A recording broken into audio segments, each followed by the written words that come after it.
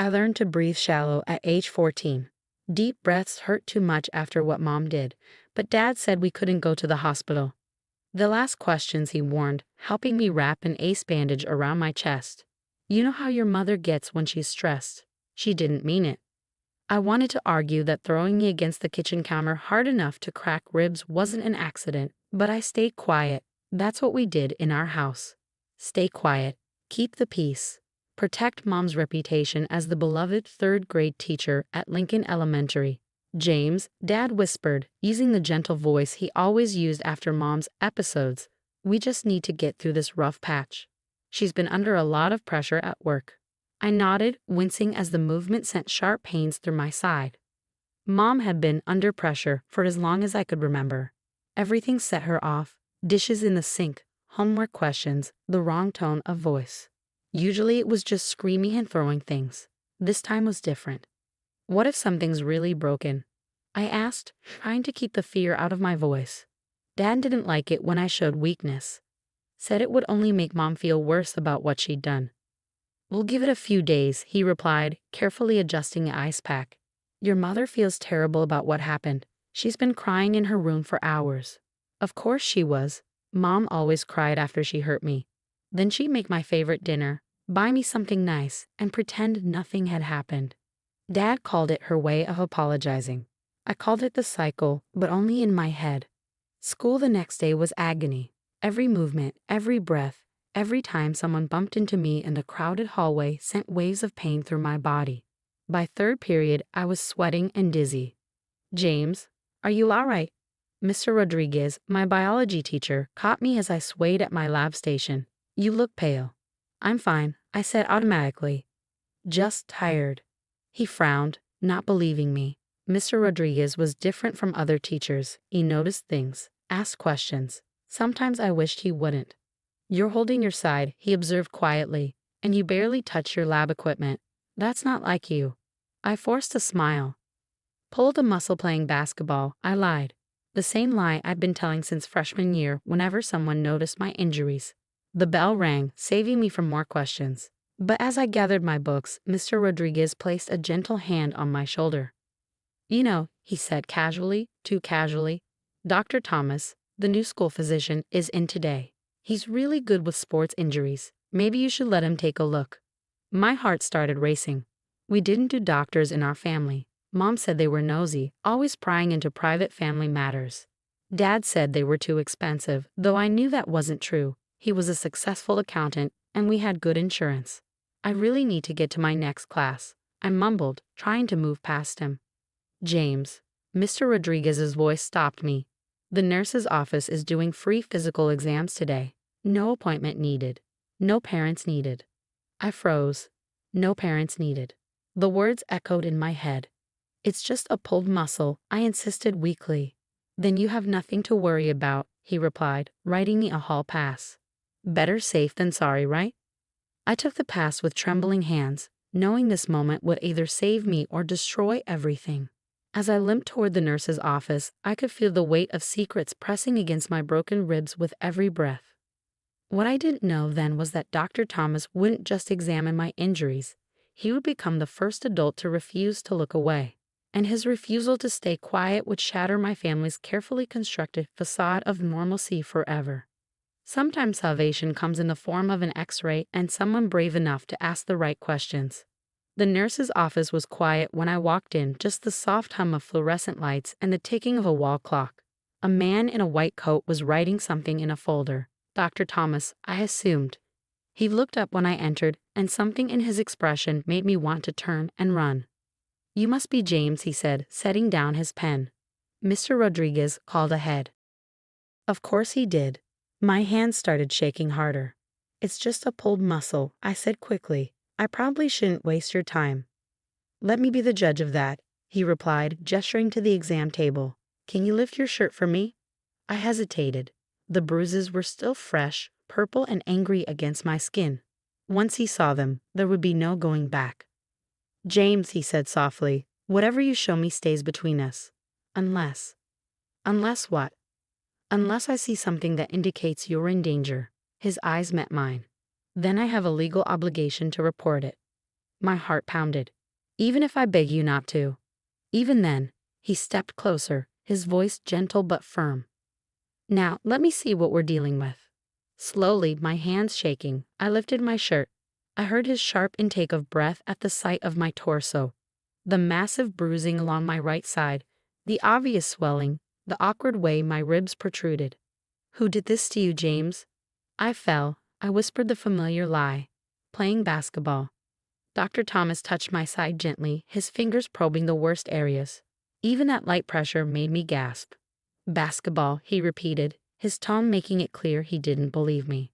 And these older bruises here, and here? He pointed to yellowing marks from previous accidents. I'm clumsy, I said weakly. He stepped back, crossing his arms. I've treated a lot of sports injuries, James. Basketball falls don't leave handprint-shaped bruises. I looked down, watching my tears splash onto the linoleum floor. Please, I whispered, you can't tell anyone. She'll lose her job. Dad will never forgive me. She? Dr. Thomas's voice sharpened. Your mother did this. I couldn't speak, but my silence was answer enough. These ribs are broken, he said after a moment. You need x-rays immediately. This kind of injury can cause internal damage if left untreated. Dad said they'd heal on their own. Your father knows about this. The edge in his voice grew harder, and he didn't seek medical attention for you. I tried to explain, to make him understand. Mom's not well. She gets stressed, and sometimes she can't control herself. Dad says we have to protect her. No, Dr. Thomas cut me off firmly. Your parents are supposed to protect you, not the other way around. This isn't your burden to carry, James. He turned to his desk and picked up the phone. My heart nearly stopped. What are you doing? Calling an ambulance, he replied, already dialing. Then Child Protective Services. No, I tried to grab the phone, ignoring the pain that shot through my side. You don't understand. They'll take me away. It'll destroy my family. Dr. Thomas gently but firmly moved my hand away from the phone. Your family is already destroyed, James. Any parent who hurts their child, and any parent who helps cover it up, has already broken that family. What I'm doing is trying to save you. She'll lose everything, I whispered. Her job, her reputation. And you could lose your life if one of these attacks hits the wrong spot. He countered. Those ribs could puncture alone. One push too hard could cause internal bleeding. Are you willing to die to protect someone who's hurting you? Put that way, it sounded insane, but it had been my normal for so long. Your mother needs help, he continued more gently. Real help, not enablers who hide her abuse. And you need to be safe. The ambulance arrived within minutes. As the paramedics loaded me onto a stretcher, I saw Mr. Rodriguez in the hallway, watching with sad eyes.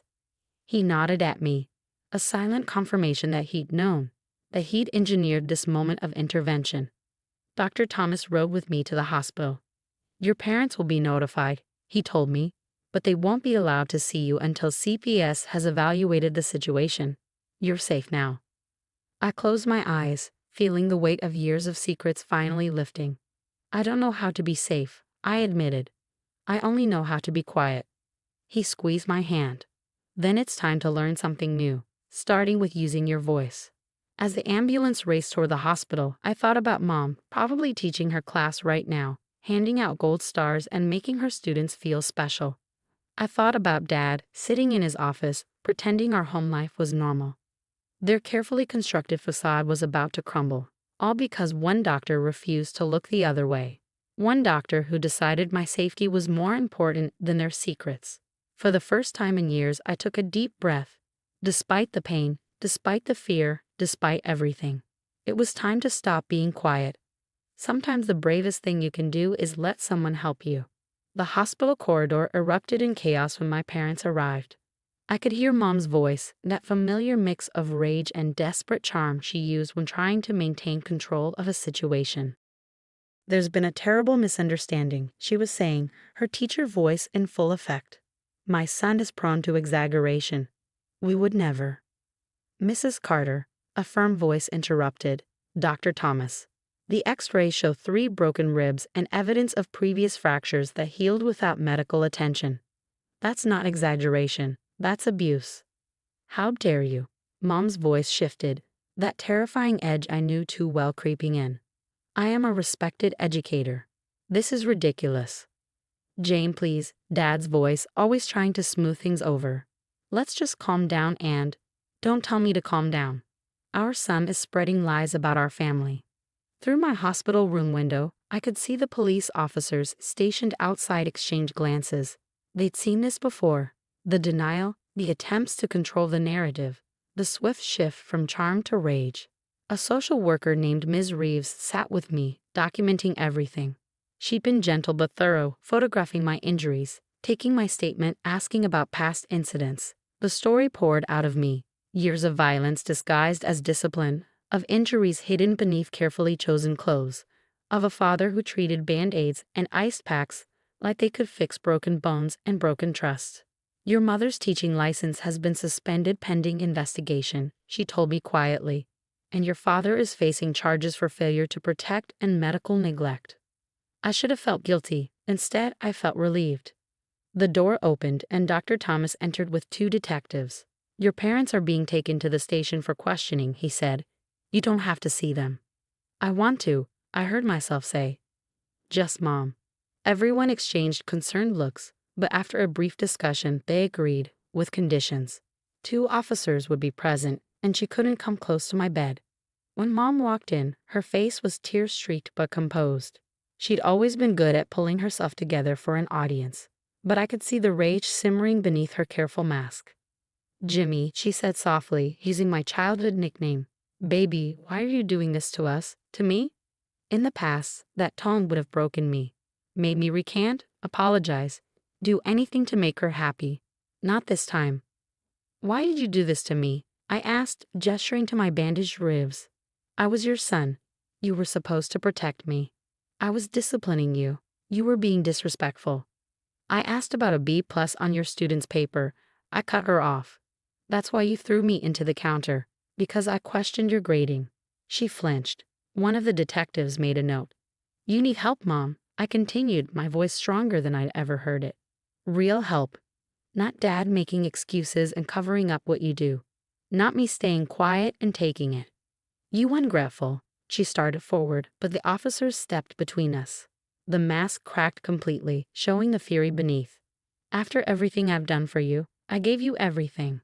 Except safety, I said quietly. Except love that didn't leave bruises. They let her out as she began to cry, but I'd seen those tears too many times to be moved by them anymore. Dad wasn't allowed to visit at all. He'd already admitted to knowing about the abuse and hiding it for years. Later that night, my Aunt Sarah, Dad's sister whom Mom had always kept away from us, arrived from Oregon. She'd been granted temporary custody while the case proceeded. You'll come live with me once you're released, she said, holding my hand. New school, new start, new life. Somewhere safe. What about Mom and Dad? They'll face consequences for their actions, Ms. Reeves explained. Your mother will likely face assault charges and lose her teaching license permanently. Your father will probably face charges too, but that's not your concern anymore. Your job now is to heal, physically and emotionally. Dr. Thomas stopped by one last time before his shift ended. You did something incredibly brave today, James. You broke the cycle of silence. I thought about Mom's students, how they saw only the caring teacher with perfect lesson plans and gentle smiles. I thought about Dad, who thought love meant hiding bruises and making excuses. I thought about all the years I'd spent learning to breathe shallow, to stay quiet, to keep their secrets. Will it always hurt? I asked, not just talking about my ribs. The physical pain will heal, he replied. The other kind takes longer, but that's what therapy is for. And you'll have support this time, real support, not people who tell you to be quiet and pretend. As night fell over the hospital, I watched the city lights flicker outside my window. Somewhere out there, Mom was probably still crying, Dad still making excuses. But for the first time, their drama wasn't my responsibility. I took a deep breath, feeling the pain but accepting it as part of healing. Sometimes you have to break the silence to break free. Sometimes the hardest truth to tell is the one that sets you free. Tomorrow would bring more questions, more statements, more hard conversations. But tonight, I could finally breathe, shallow or deep. It was my choice now. And I chose to never be quiet about abuse again.